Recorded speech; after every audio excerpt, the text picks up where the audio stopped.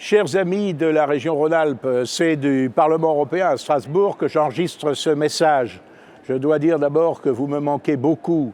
J'ai eu en effet le privilège et l'honneur de diriger pendant 29 ans, de présider ce groupe que je crois performant et qui n'a pas démérité au Conseil régional de Rhône-Alpes, qui depuis la malheureuse disparition lors d'élections précédentes de notre groupe en région Île-de-France, s'est trouvé être le plus important des groupes d'élus régionaux du Front National. Que de choses avons-nous dites, que de choses avons-nous faites, que d'éléments de langage avons-nous réussi à imposer à nos adversaires, dénonçant leurs falsifications, leurs erreurs, leurs fautes, quelquefois même, il faut bien le dire, sur le plan politique, leurs crimes.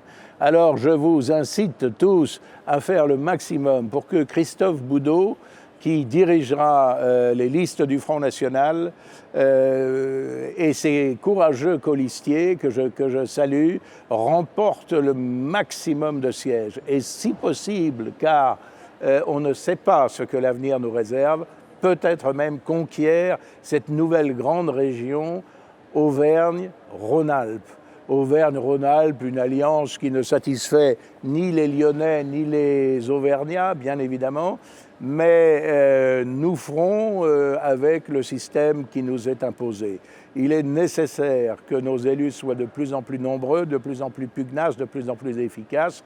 Je sais que Christophe va réunir une liste qui est capable, grâce à son expérience d'une part, mais aussi aux innovations de la jeunesse, de prendre en main demain les destinées de la région Rhône-Alpes.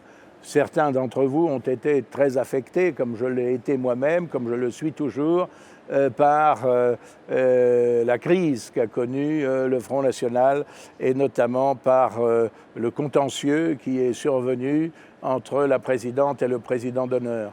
Ces événements sont extrêmement douloureux. Je m'efforce à ma modeste place de les atténuer. Ils ne doivent pas nous faire perdre de vue l'essentiel.